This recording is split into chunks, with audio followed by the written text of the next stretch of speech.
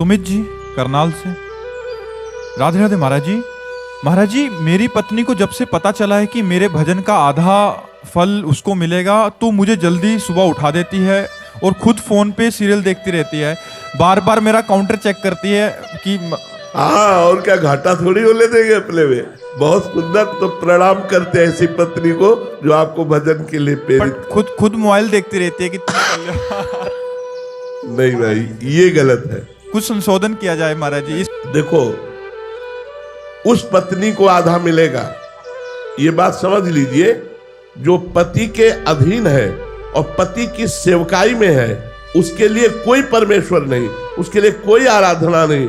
वो अपने पति की आराधना करती है। पति को खवाना पियाना, उनके वस्त्र धोना, उनकी सेवकाई में है, उनकी आज्ञा में है। तो पति चाहे जिस तीर्थ में जाए, चाहे जो धर्म करे, चाहे जो जप करे, चाहे जो यज्ञ करे, उसकी धर्म पत्नी को आधा हिस्सा उसका मिलेगा, क्योंकि उसने उसको परमेश्वर माना है। अगर पति की आराधना नहीं करते, मनमानी आचरण करते, तुम करो पाप और पति करे भजन और उसका आधा हिस्सा मिल जाएगा, ऐसा नहीं है। ऐसे भ्रम में मत रहना। ऐसा नहीं हो सकता कि तुम, और देखो हम तो कहते हैं भजन का हिस्सा ले ले और ठीक से चले तो बहुत अच्छी बात है। तो हमें लगता है पत्नी को अपनी अर्धांगिनी प्राण प्यारी मान करके धर्म पूर्वक पति भगवत मार्ग में अपने को चलाते हुए और संसारिक कार्य करे, और पत्नी अपने पति को भगवान मानकर आठों पहर उसकी आराधना, उसके चिंतन, उसके मनन में रहे, तो पति का आधा धर्म इसका हिस्सा उसको प्राप्त हो जाएगा और दोनों मंगल में भगवत कृपा पात्र बन जाएंगे।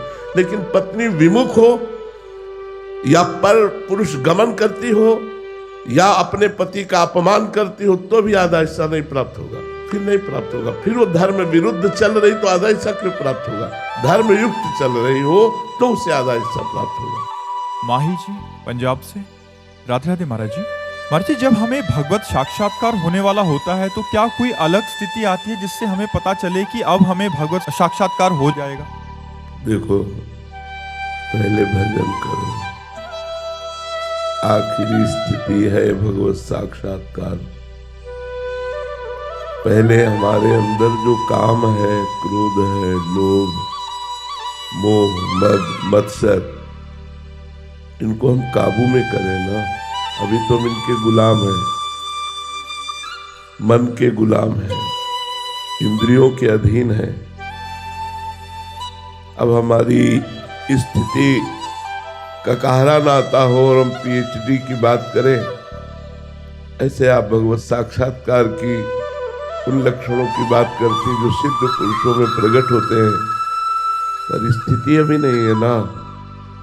तो उसको केवल आप सुन लेंगे और दूसरों को सुना देंगे, लाभ तो मिलेगा नहीं ना। लाभ तो मिलेगा अपनी स्थिति से चलने पर।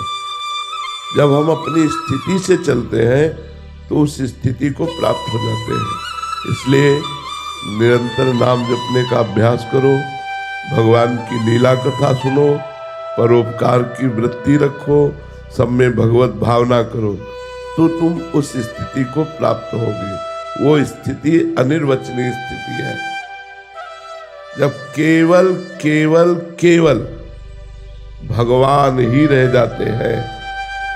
मन, बुद्धि, चित्त, अहम, ये सब भगवान में तन्मय हो जाता है। कोई भी विकार, कोई भी दोष किंचन मात्र हृदय में नहीं रह जाता, तब भगवान का साक्षात्कार होता है। भगवान वाल्मीकि जी महाराज वर्णन करते हैं, काम क्रोध मद मान न मोहा, लोभ न क्षोभ राग नहीं द्रोहा, जिनके कपट दंभ नहीं माया, तिनके हृदय बसहु रघुराया। जहां कामादि दोषों का अंत हो गया है, कामादि मद दम्भ न जाके, तात निरंतर बस में ताके। बहुत बड़ा शत्रु है ये काम।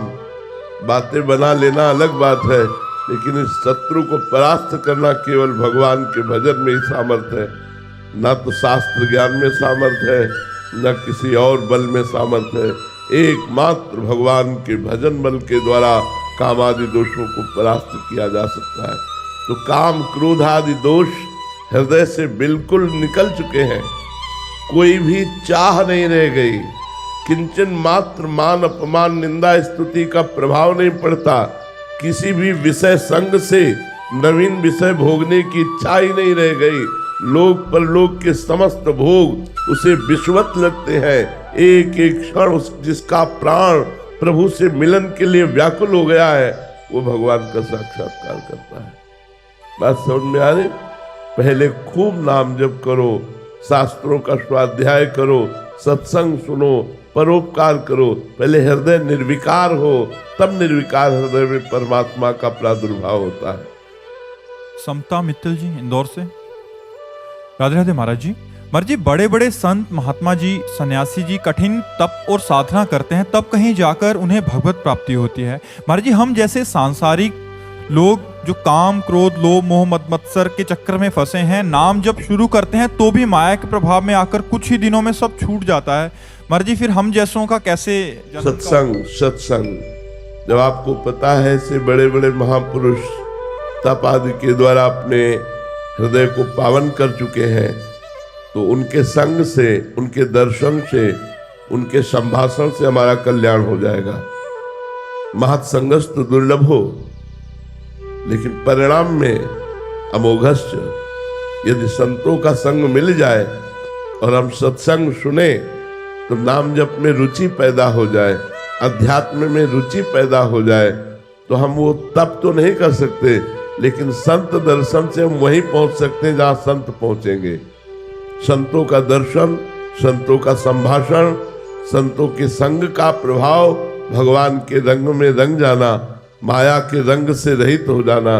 इसलिए हम वैसा तप तो नहीं कर सकते, पर जो कर रहे हैं उनकी सेवा, उनका संग, उनके वचनों का श्रवण और हमारे हृदय में एक लालसा प्रकट हो जाना कि मैं भी भगवान को प्राप्त करूं, और भगवान की दैन्य भाव से शरणागति का उदय होना।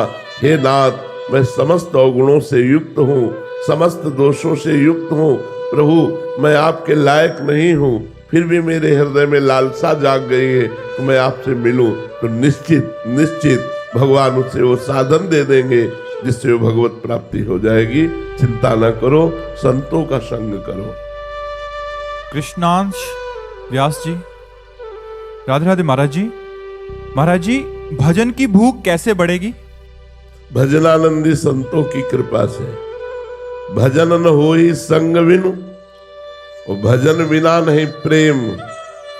छिन्हु भजन न छाड़िए, धरिए यह ध्रुव नेम। तो भक्तमाल चरित्र पढ़ो भक्तों के। जब हम भक्तों का चरित्र पढ़ते हैं तो हमारे हृदय में वैसे ही लालसा जागृत होती, मैं कब भक्त बनूं, मेरे अंदर कब वैसा भजन चले। तो महापुरुषों के चरित्र पढ़ने से, भक्तों के चरित्र सुनने से, भजनानंदी संतों के संग से हमारे हृदय में भजन की लालसा जागृत होती है, और लालसा में फिर रुचि पैदा होती है, और रुचि से भगवान की प्राप्ति की विकलता होने लगती है। सब संसार काटने को दौड़ता है, ऐसा लगने लगता है। जैसे सांप को देखकर डर लगता है, ऐसे भोगों को देखकर डर लगता है भजनानंदी महापुरुष को। वो भाग पड़ता है संसार से अलग, अंदर से। भले बीच में संसार के ही बैठा हो, लेकिन वो अंदर से भागकर भगवान की शरण ले लेता है, भगवान के चिंतन में तन्मय रहता है। आधे क्षण के लिए भी प्रभु का चिंतन छूटने पर व्याकुल हो जाता है। बहुत सुंदर भजन बनता है जब भक्तों के चरणों का आश्रय ले लिया जाता है। इसलिए भक्त संग करो, भक्त चरित्र पढ़ो, और भगवान के नाम में हठ पूर्वक लगो। हठ पूर्वक लगोगे तो नाम में रुचि हो जाएगी, और बिना भजनानंदी संतों के संग से भजन हो ही नहीं सकता। जब तक संतों का संग नहीं होगा, भजन होगा ही नहीं। बड़ी कृपा है, जब द्रवहि दीन दयालु राघव तो साधु संग पाइए। जब रघुनाथ जी, राम जी कृपा करते हैं तो संत संग प्रदान करते हैं। संत संग मिला कि जीवन की यात्रा बदल गई। जीवन का मंगल घड़ी वही, शुभ दिन वही जिस दिन संत मिल जाए। संत मिल गए, परम सुख की नींव पड़ गई। उसी दिन से हमारा मंगल हो गया। शास्त्रों में लिखा है भगवत प्राप्त महापुरुषों का संग उसी को होता है जिसका आखिरी जन्म होता है। संत मिल गए, प्रमाण मिल गया कि मेरी संसार चक्र के अंतिम जन्म का ये जन्म है, अब जन्म नहीं होगा, क्योंकि संत मिल गए।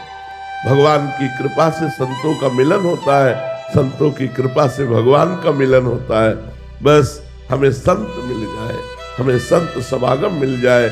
इसीलिए भगवान शंकर आदि ईश्वर कोटि के महापुरुष भी प्रभु से प्रार्थना करते हैं कि आपकी अनुपायनी भक्ति और सत्संग ये दो हमें मिल जाए।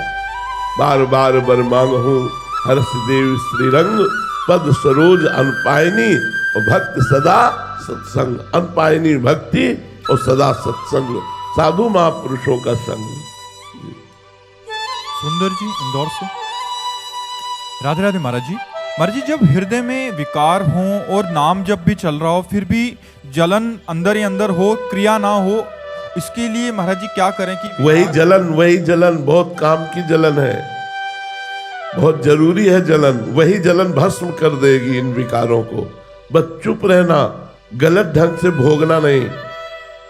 जब नाम जप करते हो उस समय जो विषय स्फुरणा होती है वो दबी हुई वासना ऊपर आकर भस्म हो रही है। हृदय जल रहा है, नाम जप हो रहा है, बहुत मंगल हो रहा है, तुम्हारे सारी दुर्वासनाएं भस्म हो जाएंगी। जो दुर्वासना मम सदा परिकर्षयन्ति, परत की परत हृदय में जमी हुई है, वो सब नाम के द्वारा भस्म हो जाएंगी। हाँ, स्फुरणा हुई, संकल्प बनाया और गलत क्रिया कर दी तो नवीन संस्कार बन गया, फिर समय लगेगा, फिर अनुभव में नहीं आएगा। रोज विषयों का भोग करो, 2-4 माला घुमा लो कि तो 27 वर्ष हो गए, 30 वर्ष हो गए। ऐसा कैसे? मटकी में छेद है वो कभी भरेगी नहीं। चलनी में गैया दुहे और दोष दैव को दे। 27 वर्ष तो बहुत बड़ी वस्तु है भगवत प्राप्ति के लिए। तो ये लोग जो विषय सेवन करते हैं मनमानी, स्फुरणा हुई विषयों की, वैसे ही संकल्प बना लिया, विषयों का चिंतन करते हैं और 2-4 माला कर लेते हैं तो सोचते हैं हमें इतने वर्ष हो गए, 27 वर्ष। परमार्थ का मार्ग ऐसा नहीं, तो ठीक से चलो। देखो, गृहस्थी में धर्मयुक्त विषयों का भगवद अर्पण करके भोग करो और नाम जप करते हुए कर्म करो। कर्मों को भगवान को समर्पित कर दो, सहज सरल ढंग से भगवत प्राप्ति हो जाएगी। हमारी बात समझो, ये हम आपको बिल्कुल सिद्ध बात कहते हैं। गृहस्थी में सर्व विषयों का त्याग नहीं है, अधर्मयुक्त विषयों का त्याग है। अपनी पत्नी से प्यार करना ये धर्म है, लेकिन पराई स्त्री से ये अधर्म है। अपनी कमाई से लाकर के विषयों का सेवन करना धर्म है, लेकिन घूसखोरी, बेईमानी, चोरी, हिंसा आदि के द्वारा धन प्राप्त करके विषयों का सेवन करना अधर्म है। ऐसे ही धर्म पूर्वक यदि चलो और नाम जप करो और अपने कर्म भगवान को समर्पित करो, एक योगी को जो गति होगी वही तुम गृहस्थों को भी गति हो जाएगी। भगवान नाम में बड़ी सामर्थ्य है, पर मनमानी आचरण करे फिर ठीक नहीं रहता। मनमानी आचरण करने वाला भगवत मार्ग का पथिक नहीं हो सकता। तस्मात् शास्त्रम प्रमाणम ते कार्याकार्यो व्यवस्थितो। शास्त्र के अनुसार, संत जनों के अनुसार कार्य करे, तभी सिद्धावस्था की प्राप्ति होती है। योगेंद्र जी। राधे राधे महाराज जी। महाराज जी, मेरा प्रश्न गुरु और इष्ट को लेकर है। अपने इष्ट के प्रति हम नाम जप और भजन से अपना प्रेम व्यक्त कर लेते हैं, लेकिन गुरु के प्रति भय या संकोच के कारण उन्हें किसी बात का बुरा ना लग जाए, हम अपनी प्रेम भक्ति प्रकट नहीं कर पाते। महाराज जी, कृपया बताएं कि गुरुदेव की कृपा दृष्टि हम पर कैसे पड़े और हम क्या करना चाहिए हमें ऐसी स्थिति। गुरुदेव की आज्ञा का पालन, ये भय बना रहना निर्भय पद का सूचक है। जिसको अपने गुरुदेव से भय बना रहता है वो अभय होए जो तुम्हें डराई। जो गुरुदेव से डरता रहता है, माया उससे डरती रहती है। जो गुरुदेव के सामने नमन होकर के खड़ा रहता है, हिम्मत नहीं पड़ती कि मैं बोल सकूं, तो काल की हिम्मत नहीं कि उसका बाल भी बांका कर सके। एक बार हमारी तरफ एक संत थे, उनका बहुरंगी नाम रख दिया था गांव वाले लोगों ने, क्योंकि बहुत रंग के कपड़ों के टुकड़े जोड़कर वो पहनते थे और कबीरपंथी थे। अब क्या अपराध बना ये हमें पता नहीं, पर उनके गुरुजी वयोवृद्ध जो स्वयं चलकर डंडा नहीं उठा सकते थे, उन्हीं से कहा डंडा उठा के लाओ। वो डंडा उठा के ले, झुको, वो झुके और ऐसे लाठी मारते, वो बस साहब साहब साहब साहब ऐसे करके पीछे हट जाते, फिर बुलाते आओ, फिर डंडा मारते, फिर वो साहब साहब करके लौट जाते, फिर वो बुलाते। ये जब गुरुदेव से बताया तो गुरुदेव ने कहा धन्य है वो शिष्य जो अपने गुरुदेव का शासन स्वीकार करता है। जो गुरुदेव का शासन स्वीकार करता है, माया कभी उस पर शासन नहीं कर सकती। तो गुरुदेव से डरना, गुरुदेव से संकुचित होना, हमारी साधना सुरक्षित बनी रहेगी। अब जैसे अपने गुरुदेव से डर लगता है तो एक बात हर समय बनी रहती, कोई ऐसा आचरण न बन जाए कि हमारे गुरुदेव दुखी हो जाए, हमारे गुरुदेव रोष में हो जाए, गुरुदेव को अच्छा न लगे। हे भगवान, आप हमको ऐसी सामर्थ्य दो कि गुरुदेव के अनुकूल चल सके, कभी गुरुदेव के प्रतिकूल आचरण न बने। ये डर बहुत अच्छा है। बड़े भाग्यशालियों को अपने गुरुदेव से डर लगता है कि हमारे द्वारा कहीं कोई ऐसा आचरण, कहीं कोई ऐसी बात न बन जाए कि गुरुदेव रुष्ट हो जाए, गुरुदेव की कृपा दृष्टि बदल जाए। ये तो बड़े अहोभाग्य है। अगर ये बना रहा तो परम पद मिल जाएगा, पक्की बात समझो, इसमें कोई संशय नहीं।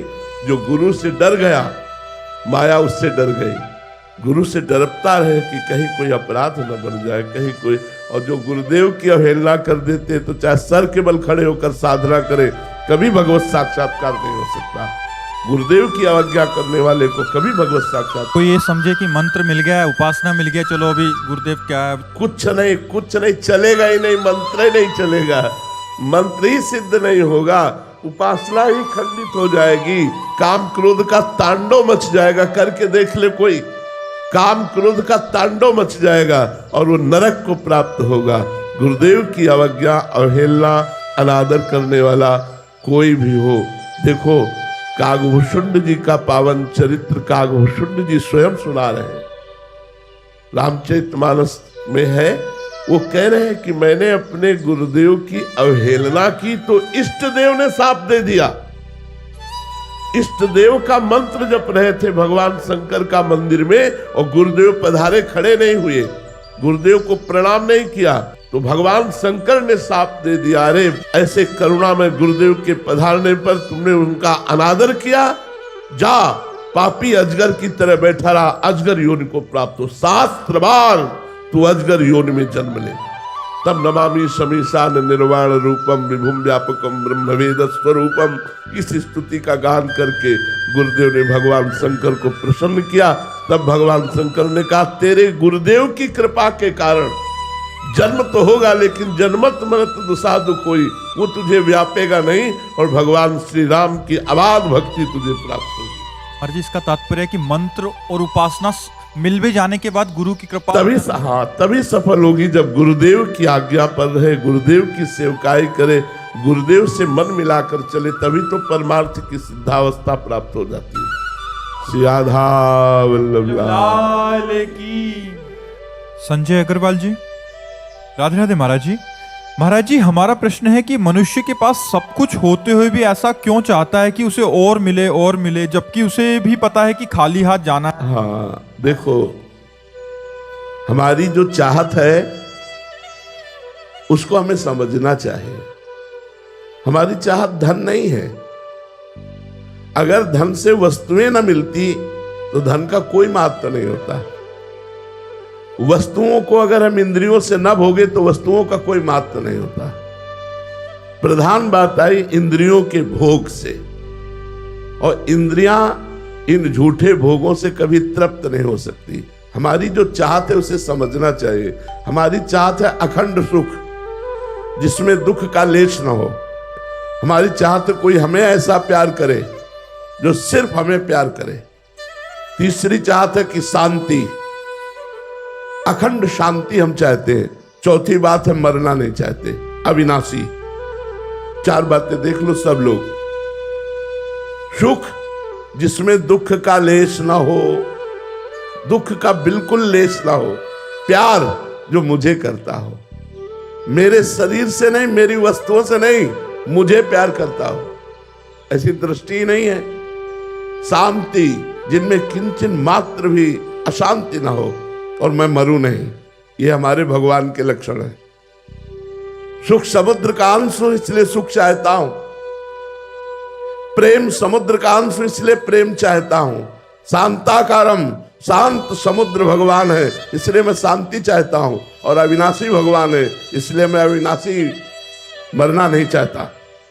ये चारों बातें प्रमाण देती है कि हम भगवान के बच्चे हैं, हम भगवान के अंश हैं। और सबसे पहली बात जो आपका प्रश्न था कि कभी संतोष नहीं होता, हम आगे बढ़ना चाहते हैं नंबर 1 में, क्योंकि नंबर 1 के हैं, है ना, 1 के है ना, तो हमारी बढ़ोतरी ऐसी हो कि मैं 1 पे पहुंच जाऊं, चाहे बुरे मार्गों में हो चाहे अच्छे मार्गों में हो, क्योंकि अच्छे बुरे दोनों के बाप एक ही है, एक परमात्मा ही है। तो हमारी अंदर की चाह परमात्मा है ना कि विषय। सुख, प्रेम, शांति और अविनाशी ये परमात्मा में है। अगर हम परमात्मा का सुमिरन करने लगे तो हमें संतोष प्राप्त हो जाएगा, तृप्ति प्राप्त हो जाएगी, और हृदय कह उठेगा अब कछ नाथ न चाही मोरे, दीन दयाल अनुग्रह तोरे। नहीं तो चाहे जितने रुपए हो जाए, चाहे जितना वैभव हो जाए, चाहे जितना भोग भोग लो, कभी ऐसा नहीं कह सकते कि अब कछु नाथ न चाही मोरे। ये तभी होगा जब भगवान का नाम जप करोगे और भगवान के चरणों का हृदय में स्पर्श प्राप्त होगा भाव के द्वारा, तो रोम रोम आपका नाच पड़ेगा। जैसे मीरा जी कहती, पायो जी पायो मैंने राम रतन धन पायो। जब ये राम रतन धन आएगा तब आपका हृदय नाच उठेगा। नहीं तो चाहे जितना बड़ा पद हो, चाहे जितना वैभव हो, चाहे जितना सुंदर मकान हो, फिर भी और प्राप्त करने की इच्छा होगी और जाना कुछ नहीं है साथ। शरीर भी साथ नहीं जाएगा तो और क्या जाएगा। इसी भ्रम में हमारा जीवन नष्ट हो जाता है। विवेकवान वही है जो सावधान होकर अपने जीवन को काटे, भगवत स्मरण करते हुए, धर्म का पालन करते हुए, कर्तव्य का पालन करते हुए जो जीवन काटता है वो परम पद का अधिकारी होता है। इसलिए धर्म से चलो, भगवत स्मरण परायण रहो, अपने कर्तव्य को अपनी पूजा समझो, तो सब काम बन जाएगा। आशीष जी लखनऊ से, महाराज जी जड़ और चेतन की ग्रंथि कैसे टूटेगी? है ही नहीं, लगी ही नहीं। जब ग्रंथि हो तब ना छूटे, जड़ चेतन ही ग्रंथि पड़ गई, यद्यपि मृषा, मृषा माने झूठी, मतलब लगी ही नहीं। ये भ्रम हो गया है हमें,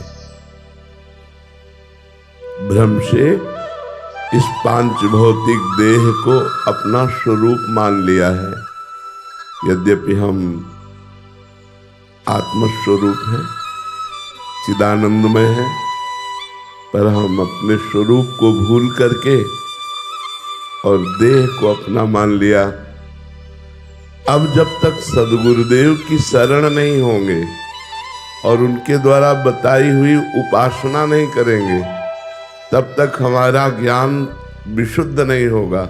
जानकारी तो सबको है, शरीर नाशवान है, मैं अविनाशी हूँ, यहाँ कुछ टिकाऊ नहीं है, सब परिवर्तनशील है, सब कुछ छोड़ के जाना है, ये सबको पता है। लेकिन शुद्ध ज्ञान नहीं, अशुद्ध है, मतलब वो जानकारी अपने जीवन में प्रयोग नहीं कर पा रहा।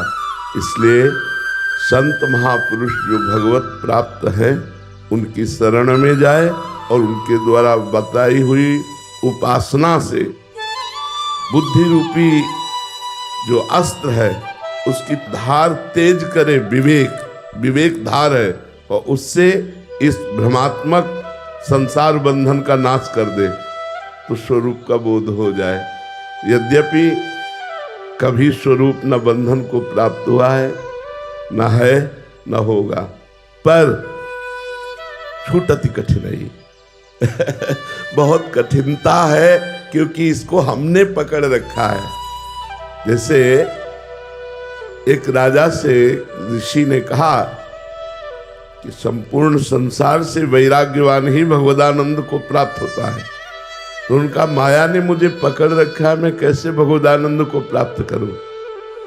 तो एक दिन टहलने जा रहे थे तो ऋषि ने आम के वृक्ष को ऐसे पकड़ लिया, बोले राजन मुझे छुड़ाइए, इस वृक्ष ने मुझे पकड़ रखा है। तो राजा बहुत जोर से हंसे और बोले महाराज क्यों विनोद करते हो, आपने वृक्ष को पकड़ रखा है। बोले हाँ, आपने माया को पकड़ रखा है, माया ने आपको नहीं। तो हम लोगों ने अपने आप को स्वयं भोगों की चाह वाला जो शरीर है इससे राग कर लिया और अपने स्वरूप का विस्मरण कर लिया। इसलिए हमारे पुनरपि जननम पुनरपि मरणम पुनरपि जननी जठरे शयनम, ये बार बार दुख प्राप्त हो रहा है। यदि हम मनुष्य जीवन की सार्थकता देखें तो आत्मस्वरूप के बोध में ही है, अपने को जानने में ही है। पर अपने को जानने के लिए समर्थ सद्गुरु की आवश्यकता है, वो है श्री भगवान। खूब नाम जप करो, भगवान की शरण में हो जाओ तो सोई जानई जेहि देहु जनाई, और जानत तुम्हें हो जाई। वही जान पाता है हे नाथ जिसे आप जना देते हो, और जो आपको जान जाता है वो आप मैं हो जाता है, अर्थात भगवत स्वरूप हो जाता है। तो बिना आराधना के ये भ्रम छूटने वाला नहीं। जासु कृपा सब भ्रम मिट जाई, गिरजा सोई कृपालु रघुराई। बिना भगवान का भजन किए, बिना उनकी कृपा के ये जड़ चेतन की भ्रमात्मक ग्रंथि का भेदन होना बहुत कठिन है। खूब नाम जप करो, नाम जप करो।